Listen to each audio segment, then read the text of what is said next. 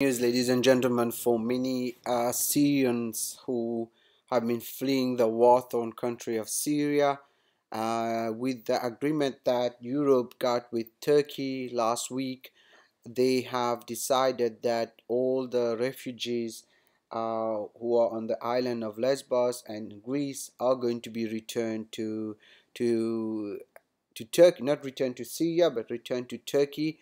Turkey has kind of accepted to take those Syrians. First of all, Turkey itself is in a mess right now with so many unfortunate and sad bombing, and we pray for Turkey for helping many of the refugees. In fact, Turkey has already taken 2.7 million of those refugees, but more are coming, and they're all going to Europe, and that includes people from Afghanistan, Syria, Africa, you name it. And unfortunately, it seems Europe is not able to absorb that. But the bigger picture now that we are looking at is something which is really disturbing, is the fact of many of those migration are being based on climate change and immigration. And you see, there was I wrote this article when there was that flood in Chennai, and again another situation where it's really really sad, and we are seeing it in America too. It's raining, it's pouring in some places there's drought, and there are twisters, you name it, things that are really unusual. And it's definitely a situation of climate change. Whether you agree it's human made or non-human made, we have to deal with this reality. The reality is there will be a global migration that will come in the next few years, and till 2050 there will be almost 200,000 people, 200 million people who have who will have to move out of their country because of exactly this. There is a report that was published. This report was made by Kathleen Newland, and you can see here, I will put it on a bigger screen. It's very important to discuss about that because things are going to change in the next few years, and seeing what is happening, this anti-immigration push by people. I'm just calling on their on their humanity to understand that many of the what is happening in the world, many things that are happening in the world right now, are the results of climate change. And this study that was done by the Migration Policy Institute, and I will put a link of that on our blog soon, has actually been the reason that we are seeing such a move. Wars are the big reasons, but the wars are the results of many times of drought, of heat, and of change of power. And in fact, if you look at the previous article that on my blog, one person requested for asylum based on the rise of the sea level. Even his asylum was denied. I think in the next few years we're going to see more and more of those kind of applications. And these are my points here. I'm trying to make is there will be changes. And if you look at the report here, climate change and migration dynamics, the climate change is a new driver of human immigration that many people will expect will dwarf all others in its impact. But some of the most common repeated predictions of the numbers of people who will be displaced by climate change are not informed by an understanding of migration dynamics. Displacement is almost a result of a complex mix of factors. People adapt to changes, and governments and can influence what kind of movements take place in response to environmental changes. A combination of exposure to natural hazards, poverty-related vulnerability, and resilience determine which regions and societies are most likely to suffer negative effects of climate change. Family and community networks, historical ties, proximity, and ease of access all help to determine where people will go if they feel compelled to move. This is a very powerful summary here. Uh, and here it mentioned the displacements of the sea level, higher temperatures, disruptions of water cycles, and increasing severity of storms. I myself have experienced when I went to some tropical islands. The heat is sometimes unbearable, and I actually was in the Middle East in Dubai, and even in winter, the heat was really unbearable. So, so some of the most repeated predictions of the numbers that will be displaced by climate change are not informed by an understanding of migration dynamics. What it basically says here is not only people are going to move, but people are going to move certain places where they have family, where they feel safe, where they can have an economic prosperity. And guess what? The countries that offer that are usually the Western countries. So we are talking about the United States, Canada, Europe, and some countries in the Middle East. So what will happen next? What do we do?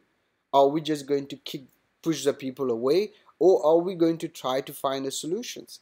Well, of course, the first solution is for us to not make climate change get worse, because with the rate we are polluting, even though there might be natural factors that are causing climate change, our influence on climate change is major. So what is happening is that, and that's many people from the third world keep repeating that when I question them. They say the West has really abused the climate, and now we are suffering, and the West doesn't want to help us.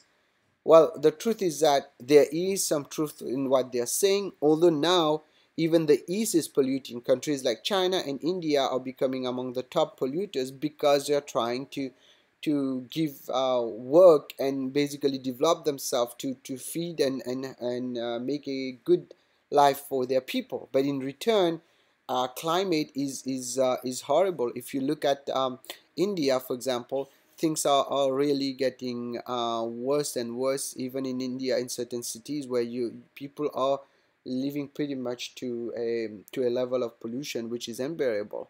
In China, they even made an app when it is safe to go out or not, and they're selling a lot of those air conditioners where people can actually filter the air. Otherwise, they're not working in those companies because the air is not breathable.